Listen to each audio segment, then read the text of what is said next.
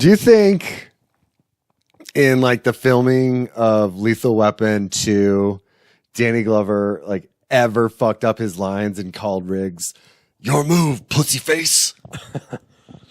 My guess is no. I always like to think that actors who do back-to-back movies fuck up their lines during filming and like, you know, like the previous movie or something. Oh, wait. Oh, God. Burp, I had to pause there and fix something. So you said you found Lethal Weapon 2. Yeah. In the hunt for Weekend at Bernie's 2, Chad's like, "Hey, I found Lethal Weapon 1, 3, and 4. Where'd the best one get left out?" Same place Weekend at Bernie's 2 was. Yeah. Yeah. Hey, welcome. Sequilibrium. That's us. This is Mike. Chad. And we were going to do Weekend at Bernie's 2. And this movie is fucking rare as shit, apparently, because on eBay to own a copy of it is $13. It's not on any piece of shit streaming service. I bet it's on Sling because that thing sucks so bad. It was like to buy $8 on Amazon standard edition HD version because you got to have high def fucking Andrew McCarthy and Jonathan Silverman. I found the first one on Hulu. Yeah, so basically you could find the first one everywhere, but the second one lay dormant. And Chad's like, "I'm not gonna give up finding this movie." He went to, where'd you go? You went to like the Ark. I went to the Ark. I went to Goodwill. I went to Best Buy. Yeah, like Best Buy. That'd be so fucking funny if Best Buy. I even went to Barnes and Noble. Spent $30 on it. Yeah, I was prepared to. Right. If Barnes and Noble would have had it, I would have spent whatever it took. I would have kicked you down with some money. Fuck yeah. Yeah, and so the Steelbook edition, Weekend at Bernie's. God, with an extra 15 minutes of Bernie dancing the conga line. Just 15 minutes of Bernie in a conga line. That wasn't it. I hit up 2 other stores. Oh, Bazaar. Bazaar. Which is a great local vintage media place. Yeah. You can get tape decks there. Yeah. There was one other place. I'm forgetting it off the top of my head, though. I think 6 places. My daughter. Second and Charles. Second and Charles. There you go. Yeah, and that's another place I would have assumed to have it. If anywhere was going to have it, I thought it was going to be Second and Charles. So it was like the universe telling us, like, you guys aren't going to be doing this episode. No fucking way. Then Chad's going through a backpack full of CDs, not like a just plastic loose, bag from right. Kroger's. Exactly, just loose CDs in a backpack. Clanking around, scratching on each other like a fucking kid and play concert. And he sends me this picture of Weekend at Bernie's 2. He fucking had it this whole time. But this movie is like 20 plus years old and it's been in a loose bag, so you can only imagine what it looks like. Well, and I told you before, really the saddest part about that whole adventure is that I forced my 9-year-old daughter to go with me to 6 different stores to search for Weekend at Bernie's 2. She watched me on the ground, crawling around, looking at. Oh my God, very thorough. Yeah. And then like I said, I found the disc, brought it upstairs, just held it up to her face, took her a second to read it. She just shook her head, rolled her eyes, and walked away. This is the one that watched the first one with you, right? No. Okay. My 15-year-old watched it with me. So Chad had to endure Weekend at Bernie's to not reach full fulfillment. Yeah. It left you with blue balls. It did. It did. Well, especially when I sent you the opening credits. Oh my God, 11 one. seconds. It was awesome. It was like, oh my God, all these fucking fuzzy feelings and warm memories coming back of like, what a fucking horrible movie this was. I mean, even as a kid, I loved Bernie so much. I watched it so much. And this is not like 10 years after this movie was released. Right. This is like, as soon as it left theaters, it hit HBO. My uncle recorded it, and every time I went to their house, I had to watch Weekend at Bernie's. Yeah. And the second one just was like fucking such a huge letdown. I mean, it was fun. But it was like, this is Weekend at Bernie's. This was the idea they had for a sequel. He's got a hidden treasure, and it's this voodoo priestess like trying to get it from him. Has these two dopey thugs who fuck up the curse, and now he only leads them to the treasure if music's playing. Yeah. You know, I didn't look into it, but I wonder if they were made by different movie studios. I don't know. You know, I really don't know that much. And I'm not going to look it up right now. I'll wait till we actually do it. I did look up. It's 10% on Rotten Tomatoes. 10%? 10%. It's not fresh? I feel, you know, I'm not saying it should be fresh. Okay. But 10%'s a bit low with the enjoyment I get from that movie. 100%. I mean, as much as I'm saying it's a piece of shit movie, there is enjoyment in it. So it's like spelling your name right on the SATs. There's some fucking point there, you know, and 10 is not enough. Right. I'll give it a 35. I like it. I would give it a 35. It's not fresh. And that's the thing about Rotten Tomatoes. That percentage is not the rating. It's the percentage of what, of how much you might enjoy it. So if the movie is rated 10%, there might be a 10% chance you enjoy it. Right. And, you know, I'm willing to play the odds. I'm willing to play that. There's this movie called This Is Where I Leave You. And it's about a family who hasn't seen each other, and they all get together for shitza or whatever that after someone passes in a Jewish family, and you shishba, or I'm so sorry if I'm ruining this and you're listening to this and you're of the Jewish descent, but it's got Jason Bateman, it's got Tina Fey, Adam Driver, who's the oldest Fonda? Jane Fonda. Jane Fonda. She's in it. It's fucking funny. It's so great. Rotten Tomatoes, it's like 47%, you know. I've seen it like 3 times. I've enjoyed it. So I don't really like listen to Rotten Tomatoes that much. Yeah. You know, sorry, go ahead. No, I always look though. Oh, I do too. I do too. Because it's like, I want to know if it's going to be fresh, then there's like, I will spend $20 on this. Yeah. Like, I want to see Nobody, but I don't want to spend $23 on a Blu-ray to see it. You know, I'll probably wait till it's like HBO Max. Yeah. I don't take it too seriously.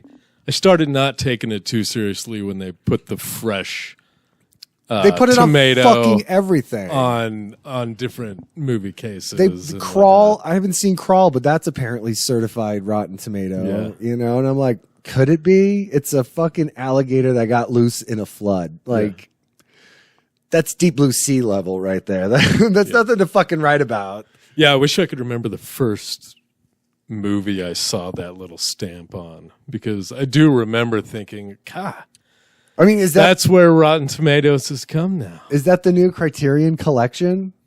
You know, exactly. like this movie has to be certified fresh. Yeah. And, you know, like, oh, it's the Seventh Seal. Yeah. You know, I mean, that makes sense. That would be a fucking fresh one, you know. What was the first? Do you know the first Criterion release? Oh, I don't know. Huh. I don't know. I know I have like I have a couple. I can't remember which out of all my collection.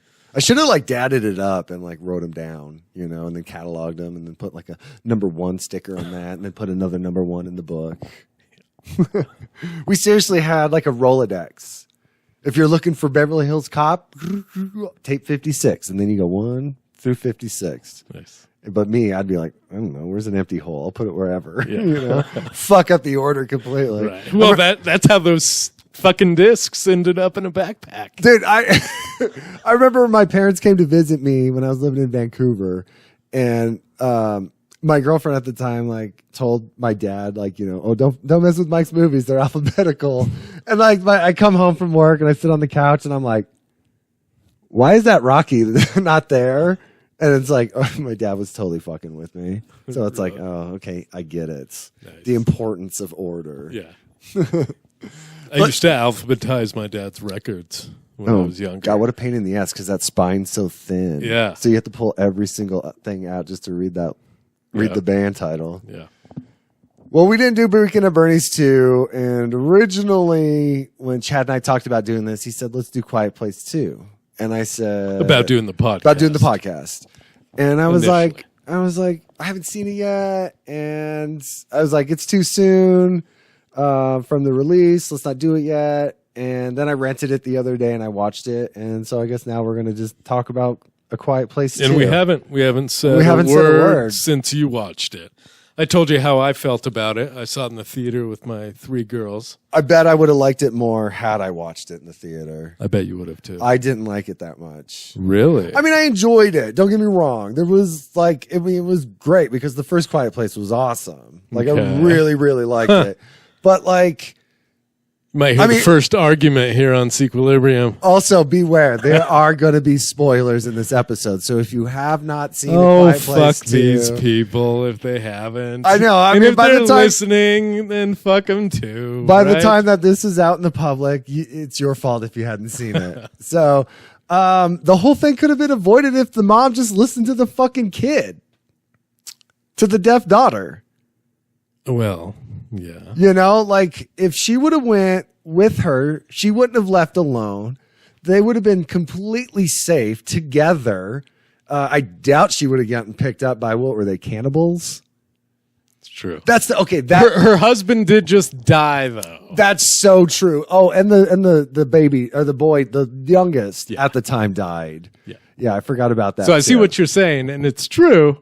I mean, it's kind of like the whole Raiders of the Lost Ark. All of that would have happened without Indiana Jones. Yeah. Like, so we don't need to fucking worry about it. But like, yeah. So what the movie is about is the deaf daughter. They basically get a radio signal. She decodes it and figures out by the song that there's like a community living out in an island. And the mom's like, no. We're not going to go there. That's crazy. No one else is existing. No one else is alive anymore. And the girl's like, no, this isn't true. You need to listen to me. And she fucking goes off on her own and gets like all this fucking sad shit happens. I mean, I was so fucking bummed. Okay. I mean, God, there's so much to talk about. That's not why you didn't like it, though. Is because it stirred those emotions up in you. I mean, there was other things too. Like, okay, so they're leaving the homestead, right? And oh shit, Kelly's calling me. Sorry, I'll call you later. So they're leaving the homestead, and they basically come across this field. The boy gets injured in a bear trap. The oldest boy. Yeah. Which was one of fucking the intense. Yeah. Holy shit. Yeah. Holy shit. I was bummed out by it.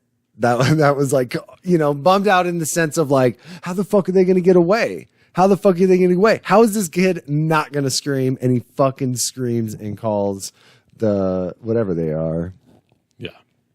Yeah, that was one of my favorite parts for sure. Because I jumped, and my girls even pointed out to me after the movie was like, "You jumped at that part." I screamed at Texas Chainsaw Massacre in the theater, the remake with Jessica Biel. So I'm fine with that. But this was the first time you saw the creatures, which was really fucking cool. I love the beginning. I wish there was more of a day 1, day 2, day 3, because that's how it started. But it jumped us to the point where it quite really. You wish there was more of that? Oh, totally, totally. I do love prequels. Me too. In this, I'm sure he would have done fine making a prequel. But I gotta say, the way they did it with a little prequel in the beginning and then jumping forward, I fucking love that. And you know what else I love? You know, one of my favorite parts in the beginning, and it's going to sound so fucking stupid, is when he rips that produce bag off at the grocery store. Yeah, just like no care in the world. No, because there's no need to. Exactly. There's no need but to.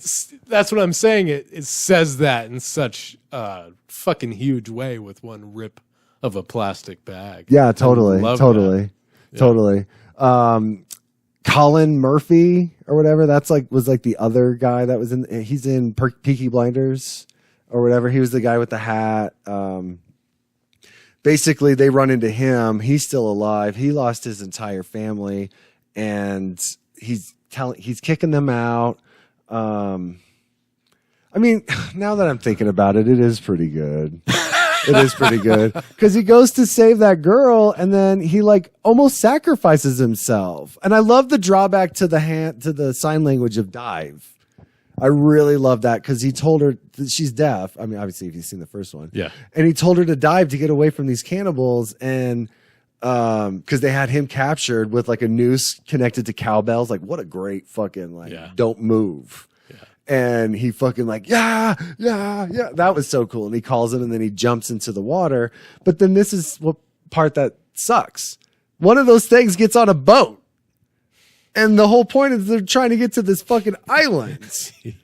And they get there. They get there safely and they find that this entire thriving community was just like having a fucking bonfire, having a good time. They welcome them, you know, and then what's his name? Whatever his name is in the movie, Peaky Blinders guy finds the boat that creature was on and the fucking creature just runs like just kills everybody. Mm-hmm. Well, not everybody. A lot of people, they got it away. But like that one dude from Guardians of the Galaxy, he worked for Ronan. I can't remember his name. If you've seen the movie, you know exactly what I'm talking about. He was the one that put the message out and they're like, let's get in this badass fucking hot rod and just race down to my radio station, drawing this guy away. And then they get there. You think they're going to be safe. And they are, but then he's like, oh, I got to worry about everybody else. Then he like runs out the garage and gets fucking killed. Yep. Gets fucking killed. Yeah. The leader of this community who brought these people here gets fucking killed. Yeah. And, you know, what's up with that? And those are little things that I liked. There's just a lot you didn't expect. I guess there was a lot of little things that I liked. For sure. I didn't like how that kid the mom didn't say, hey, we're almost out of oxygen. Keep an eye on it. Mm-hmm. Maybe that's a little bit more important than fucking leaving the safety and then fucking calling one of those things after you. Yeah. You know, like that was the other thing. The mom had to waste one of the oxygen tanks, both oxygen tanks, because they were hiding out in that air pressured thing. Yeah. You know, so fucked up. Yeah. So that's what I didn't like about it. Yeah. What are those creatures called? I have no idea. They have a name, right? It wasn't creepy crawlers. I don't know. Stabby-roos. Yeah, when he's trying to get in there and he kind of grabs at her leg. Oh yeah, and then he fucking stabs her for sure. I thought there were a lot of tense. That's when you said you didn't like it. I was shocked. No, there was a lot of tense moments. I mean, for sure. Yeah, more than most. I was gonna buy it. I'm glad I didn't. I'm glad I rented it. I really like the first one in comparison. You know, that one I'm glad I own, but this one I was like, I'm glad I rented it. I'm glad I watched it, you know. Definitely was not that impressed. If it's not going to be the same director, I don't want to see a third one. For a third one? Yeah. I mean, I'm sure he's involved to an extent, but that's it. You ever feel like that's just an easy way out? He's like, oh, fuck. I did great with the first. I did great with the second. Now I can walk away, be the guy who started it up. And if this director comes along and shits the bed on the third one, then it's not his fault. I'm going to look. Yeah. I think he only, by pushing it, you know, so far, I think he only created more hype to make it more successful. I think had he released it during the pandemic, it probably would have been just as successful. Mm-hmm. But, I mean, he should have. We made it to be seen on the big screen. Like, get out of here. Who cares? Like, do you want people to see your movie or do you want them to wait? Yeah. This felt nonstop to me, too. Just beat after beat after beat. Yeah. Up until the very end. Yeah. I mean, yeah, I wasn't like nodding off or zoning out or anything, but, you know, it's just like, the Babadook. Like, does that kid need to fucking scream the whole time? Yeah. I mean, he was injured. It makes sense. Whatever, you know. I mean, Jesus, putting in that situation, these kids are strong as fuck. Clearly, it showed so the way they neutralized these things was the deaf girl used her earpiece on a microphone, and it like basically stunned them. Like they couldn't move, and she like fucking takes this thing and just like. I don't know, doesn't cut its head off, but like fucking smashes it, like bludgeons it to death. Yeah. And then they like, she stood over it and then that's how it fucking ended. I'm like, where's the, like, that's it? It's only an hour and a half long. You had like a year of being locked in isolation and this is what you've come up with.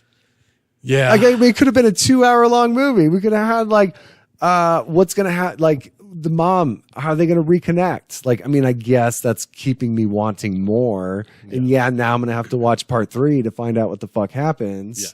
But it's unfair to charge somebody as much that you charge for an hour and a half long movie. Yeah. And that's my take on it. Yeah, it was a little shorter than I cared it to be. I mean, what parts were you like, oh, fuck? Bear Trap. I'd say Bear Trap. It's probably number 1. Yeah. Yeah. Was it, the other part for me was, not knowing that there's the Peaky Blinders guy watching them. You know, the trailer showed the dude from Guardians and Peaky Blinders guy closing a door and making the hush or the stush sound with the motion. And it was almost kind of like, are these kidnappers? Like, what the fuck's going on here? Because you have no idea who they are.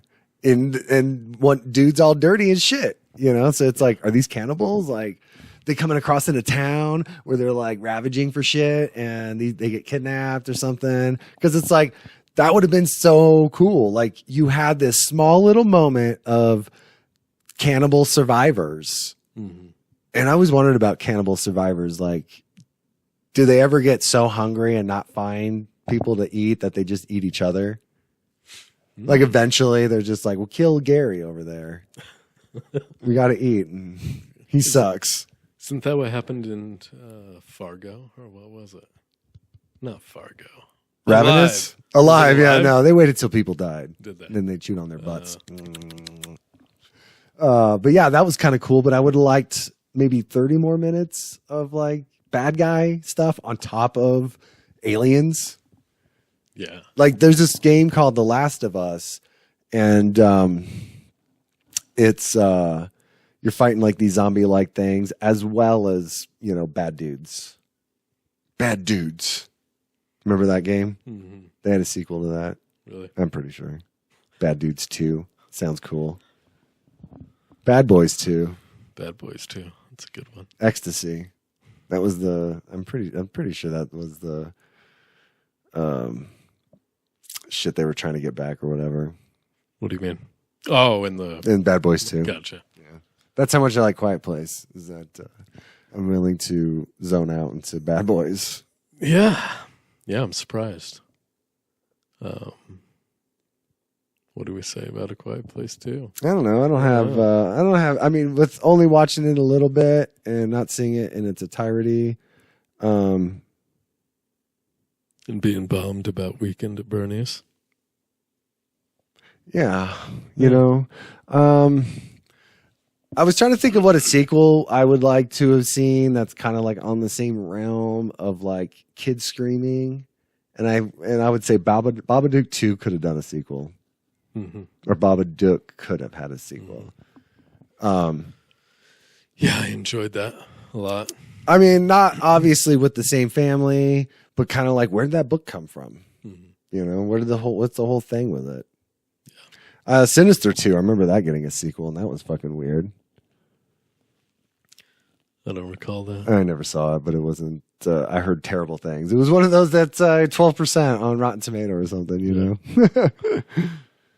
But there are people on IMDb who were just so like, there is way more 1s out of 10s than what was that last one we just did that we liked so much? Aliens. Aliens. Yeah. Way more people didn't like this than they liked Aliens, and this is new. Disappointed. No storyline. I was still waiting for something to happen, and it just ended. I wouldn't put it a 1 on that. God. Like, that's fucking harsh. Yeah. Like, I mean, I feel like my idea or like my feelings about it at first were harsh, but that's like, you're giving it a 1 for that. I wonder if like Jim from The Office ever reads these kinds of things. I mean, you'd have to not. You'd have to like train yourself not to. Mm-hmm. Yeah. This one's called Terrible. I have no idea what movie everyone else was watching, but this is not a good movie. Insanely boring, and the characters, my God, these people are idiots. There is no way any of them would survive a few days, let alone years. Barely anything happens. Boring as hell. Well, I mean, I had a much different experience. I did too, because I saw it in the theater, and I do feel when you said you would have liked it more if you saw it in the theater. Yeah, I believe that's true. Oh yeah, I mean, but I can't imagine it went from an 8 for me in the theater to a 1 at like a home this release. Guy. Yeah, I don't know. I mean, a much bigger screen definitely would have made it like so much fucking cooler. The sounds, I mean, the sounds that the creatures were making were fucking terrifying because they're always off in the distance. If you see a shitty movie in the movie theater, it's still a shitty movie, Yeah, I mean, but I wouldn't put this on the realm of Geely or whatever that Ben Affleck movie with Jennifer Lopez, A 1. Get the fuck out of here with that. Let's see. Oh, wow, this is a really long one, too. It's overrated. The first 3/4 of the film was trash. The last quarter was copied from the last part. What the hell, actually? Huh. Yeah, okay. I do love the nod to the spaceship in the beginning. Oh, in the grocery store because of what the kid said it. That's you're a toy nerd, though. That's just basically. Yeah, I mean, I only watch shows that are just like, what do you got back there? What's that? It's funny. Oh shit, that's a Robotech. Yeah. Because I agree with you completely, but when they did that, the other part of me was like, "Oh, of course they gotta pass by the fucking I know, thing." right? Yeah. I mean, how are you not gonna like? Literally, that's what caused the whole movie. Like the first one was that goddamn toy going off. Yeah. Like, I mean, the toy goes off. Just walk really quick away from that area. Why did his sister give him the batteries? Or no, he took the batteries. Yeah, he took the batteries. Yeah, that's right. Hey, fucking Kevin McAllister gave him the toy. I need to put batteries in my Talk Boy and lose everybody. You put some shit can be put on hold, son. Yeah. All right, this one maybe will have something a little bit more than just 4 lines to say, but they said 2 thumbs down. Don't waste your time. This movie was just as bad, if not worse, than the first one. Oh, wow. I hope they don't make a part 3. Well, too bad, so sad. Why would he watch this one if he hated the first one so much? And why would he hope that they don't make it? Just don't watch it if they do. Like, other people will enjoy it. Yeah, I don't want him to make a third one because it would be a nice end to 2 great films. This movie does not explain anything. I mean, what are we not what being explained about? Yeah. Okay. Aliens come to Earth. If anything, there was too much exposition. They gave a lot away. Yeah. A good question people should ask about this movie. Are the monster things only in America? Are the monster things only in American? Autocorrect. I mean, no. I mean, we've gotten a year worth of story of this small area. And it's not like they're like fucking boop, boop, boop, boop, boop, boop, on the fucking radio trying to figure this shit out. Like, oh, now the internet's down. I can't find out what's going on in, Germany. And if so, why not just go to another country? It's that easy. He didn't say that part. I added it. Because what? Right. Instead of waiting around to get slaughtered. Yeah, just hop on a plane. Go to England, have some fish and chips till this shit blows over. They'll go to the Winchester until this blows over. Easy peasy. Just go hang out with Sean. Maybe they're not dealing with creatures. Maybe they're dealing with zombies over there. You don't know. And these kids in the movie, OMG, they couldn't get any more stupid. What? Yeah. I mean, yeah, like I said, if the mom listened to the kids, but the kids are the ones who fucking figured it out. Who are these people watching? They must have been watching something completely. I thought the acting it was fine. Maybe he was watching 3 Ninjas. And he's like, his friend told him, he put the Quiet Place label over the VHS. We still make VHS? Yeah, man, just watch it. It's good. And these kids in the movie, picture this. You find yourself in imminent danger. You see one of these things coming in on you. Why not throw a rock or a bottle in some other direction to make a safe getaway? And if these monsters are attacked by sound and have no eyes, by the way, these are like, he's just parrying. With how quickly these things move, you're thinking about where's the nearest fucking bottle or rock. Hey, I'm over here. No, I'm over here now. Hey. That's how these things work. Thrown in the direction. How is that they just always seem to find a way through doors, windows, incinerators, etc.? Because they're fucking strong as fuck. They don't need doors. Oh, I hit something. Let me rip it open and walk right on in. Maybe they're like fucking Daredevil and vibration creates sight. Yeah. Hey, pause from this. Did you think it was weird at the beginning?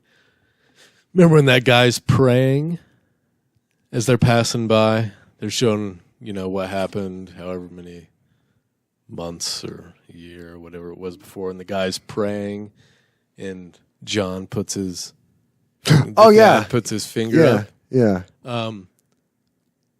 At that point, right then and there, he obviously wouldn't have known that they were so attracted to noise. Yeah. Yeah. So him doing that, I don't know if that was necessary. I thought the same thing. Like, he already knows. I mean, I get like, shh, we don't want them to know we're here. Yeah. That's what they were going for. But like, at the same time, he's like, dear Lord in heaven. Yeah. Like, yeah. Like, just like, Yeah. And then the girl's phone goes off. That's right. Ugh, yeah. God, who the fuck has their sound on their phone at this day and age? Everybody's phone should be on vibrate. We shouldn't give a shit about ringtones at all. Just keep your phone on vibrate. It's not like it's like you don't feel it on your flip phone, or you feel it. It's like, yeah. That probably still would have alerted them though, Oh, how is it they always seem to find a way through doors, blah, blah, blah. Also, are they only attracted to people sounds? Because there have been a few close calls with birds and no monsters around to attack them. Maybe they don't like fucking birds. Maybe that's the one thing they're afraid of. Yeah. Maybe they know not to go because that's not a human sound. That's not valid criticism. I'm sure if a bird fell on a tree branch and it knocked this over and made like clunk, clunk, paint can falling over sound, yeah, they're going to be like, what the fuck's that over there? But a bird flying over, have you ever been like, what's that? Yeah. Hey, I'm going to go. They'd be busy all day long. Yeah, exactly. They're like, I don't got fucking time for this. I got people to find. No one's making sound anywhere. I can't fucking see shits. And these goddamn birds throwing my sensors off. I don't know. I would have better used my time in taking my daily nap than watching this. Wow, this guy sounds like an incel. Yeah. I could rate this a 1. Okay, what would you rate it out of 10 to read some of those reviews? In the theater, an 8. Yeah. Yeah. 8's pretty much standard of what everybody wants, and they're really long and really drawn out reviews. And I will read this one here called "Why All the Bad Reviews." Maybe he's got the same kind of things like, I thought it was great. I do not understand all the bad reviews. I see a lot of reviews saying this one was the same as the first one. I don't see it that way. It was an extension of the first one. I also see people saying the first one was bad and that this one is even worse. Why did you want to see this one if you didn't even like the first one? Then you probably didn't even give it a chance. I thought the movie was very thrilling. The first movie was different. This one had far more action in it, which is very true. The action on it was really cool.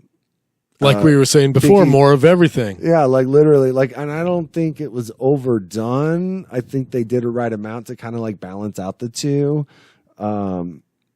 The terror of the kid being alone, trying to keep the baby alive. Oh my God, he's using the mask on himself. Just like, no more oxygen. Yeah. Oh God, why didn't he just pay attention? Why didn't he just stay down there? But I liked both of them equally. I saw it in theaters and was on the edge of my seat the whole movie. The acting was good. There was some nice details and it was very exciting. And yes, some characters did some stupid things, but those were things that fit the characters. And that's so true. I didn't really think about that. The strong-headed girl who's like, I know this is right. I got to go do it. Yeah. And she does it anyway. And a bunch of people die. It's not like she's like, I gotta go. Mom, I wrecked your car. I'm sorry. No, you fucking got a bunch of people killed. Sorry. But those are things that fit the character. If you have any empathy, you can imagine how the characters would feel and why they acted the way they did. I also really liked it that they gave an insight on how it had all began is what they should have said. But fair, like totally, 100%. Like, I mean, they had to do those things, but like, the kid didn't have the boy didn't have to like leave the incinerator or wherever they were in that building. Like that irritated me so much. Get the fuck back in there. Yeah, me too. Like, your mom said she'll be back. You've been living through this a fucking year now. Yeah, a year now. Just that's the only annoying part. So I can't imagine what the third one will be like. I'm trying to think of it. This will be the first time I haven't watched it the day first prior one, to us doing it. It's still pretty fresh in my mind, you know. I definitely like the dock scene with the cannibals. I mean, so they're on the dock and they're trying to find this boat to like go to that island, and dude sees a girl like run by him, and he like sees her and he's like, he puts his hands on her. He's like, it's gonna be okay, and she's like, she looks like the fucking zombie kid from the beginning of the Dawn of the Dead remake. Yeah. And she throws that noose trap around him, and it's like, oh fuck. Oh my, all I could think about was what is going to happen to this poor fucking girl. Yeah. What is going to happen? Oh my God, dude. I was so fucking terrified. Yeah. It was intense. I mean, yeah. Lots of intense moments. And that dude totally redeemed himself for being a coward, like refusing to take them in. Right. You know, like he saved her earpiece, the thing that they needed to, you know, fucking annihilate these things, and did a good job of making you feel like he wouldn't. Right? Yeah, exactly, exactly. You know, I remember when it happened, I'm like, oh no, they lost their thing. Like, what are they gonna do now? Yeah. Oh God, still like just watching that thing fucking tear through those people having a goddamn picnic. Yeah. Like, I mean, it made me feel like a Walking Dead type of situation. Like in the comic book, they're safe. Rick does something and all the zombies come in. Someone dies. They're safe. Rick does something fucked up and all the zombies come and die or kill people. And like, that's just what it felt like. This fucking girl shows up. All these fucking people die. I want to know this creature that's just like chilling on a boat. Right? Yeah, just like, you think he's got like a sailor hat on and he's just like, sailing takes me away. Singing some yacht rock jams. Just, we're here. And he gets out. He's got his compass out. Yeah. Tiki glass full of a Mai Tai. Fuck. But are they going to accept them? You just got 10 fucking people killed. We don't want you living with us now. Like, they're not going to let them stay there. They're like, it's either us or you. And they're like, well, you can fucking leave then. Because we know how to kill these things. You don't. Get the fuck out of here. Taking that house. The kids are taking that house. Did they describe that? Like, they can't fly over a body of water? They can't swim. Right. So why hadn't they already made it to where those people were anyway? Why didn't they just get on a plane and fly to a different country? The creatures, that is. No, yeah. So the creatures, they can't fly. Obviously, they don't know how boats work because that one got on the boat by accident. That was so fucking funny. It was like, you know, like drunk stumbling onto it. Yeah. But they didn't know that island existed until the song came on. there was some song about living by the water and whatever, blah, blah, blah. And that was the radio station that the dude had. He put out the message, and the kids, like, the deaf girl decoded it because she saw that they were talking about the words or whatever, and she fucking figured it out. And she's like, no, they're over here, because she's been tracking all these locations. Like, the whole time she's got a map out. She's, like, looking at shit. Yeah. If they were really trying to send out some message, maybe they should have just recorded a fucking message and played that over and over instead of a song. Hey guys, we figured it out. They can't fucking swim, and we're living on an island. You should come. No, we're not going to rape and eat you. The girl's mom's like, no, we can't. No, do that doesn't sound safe at all. No. I mean, yeah, that's literally what decoded. What do they fucking think they're like sending messages to allies during World War II? Like, oh, you cracked my code. Literally, I believe that's what he said. You cracked my code. Like, why the fuck? Are you the Zodiac killer? Why do you have a fucking code? Oh shit! It's like, oh god. I mean, this is what riff tracks are, making fun of good movies, and yeah, I liked it. I would put it at an 8. I mean, I have my gripes about it, but it's not a terrible movie. Yeah. I mean, movies are based on the story, the acting, not the decisions that the people made. And the story was great. The acting was awesome.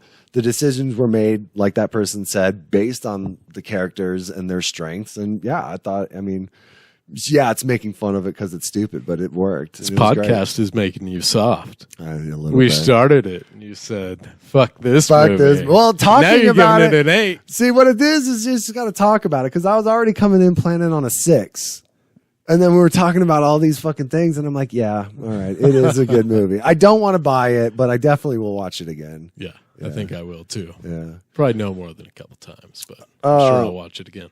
So I was thinking about the sequel that we should do next, and I think we should do Teen Wolf 2. Ooh. Teen Wolf 2, T-O-O. Teen Wolf also. I'm only excited because I get to watch Teen Wolf. Yeah. One of my favorite scenes in the first movie, and it's only because Eugene Merman made me like realize it, and he does this bit about it, and the scene is where Scott's trying to tell Styles, you know, I'm a werewolf, and he like keeps telling him all these things, and Styles is like, you're not going to tell me you're a fag, are you? and Eugene Merman's part of the bit is like, no, I'm a mythical creature who eats babies. I'm not a gay person. But yeah, I fucking love Teen Wolf, dude. Teen Wolf, for me, was fucking awesome. It sparked a cartoon. I mean, geez, almost every movie we do on here either has a toy line or a cartoon. What brought you to Teen Wolf 2? The fact that I love Teen Wolf so much. And I was like, fuck yeah, let's do this. And I mean, I thought it was so stupid. I mean, we'll get into the things about that I hated about it, but still watched and loved because I was a kid when we do it. But yeah, Teen Wolf 2 is Jason Bateman's fucking opus. I can say without a doubt I didn't come across Teen Wolf in my search for Weekend at Bernie's 2. No? I mean, it's definitely on there. I've seen it streaming. I'm just out and about searching through thousands of DVDs. I don't ever want to look at another DVD spine again. I feel ya. Yeah, Teen Wolf 2. What do you think? I like it. Let's do it. I mean, God, Jason Bateman, different styles. Like I said, I love me some Michael J. Fox. I've seen that first one a lot.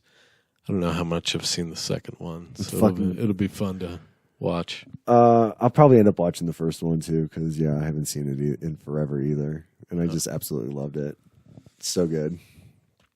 I mean, it's so bad, but I mean, for the time, I love when his dad, when he opens the door and his dad's just like, "Hey, Scott, I'm a werewolf too." It's all gray and everything. I think we need to have a talk, son. Oh, okay. That's just a little bit of a taste of what you have in store for next week. Yeah, we'll do Weekend at Bernie's too. It's just this needs to get tested, and I need to buy one if it doesn't work. But for the time being, we'll do Teen Wolf 2 next. This disc needs to get tested. It was sleeping with Lethal Weapon too. Who knows where that's been? Oh my God. I'll get into this with you off mic about the vaccination cards with somebody. But everybody, thanks for listening. Hope you enjoyed what we had to say about Quiet Place 2. Did we talk about Quiet Place 2? I think we did. Yeah. Okay. All right, everybody. All right. Bye.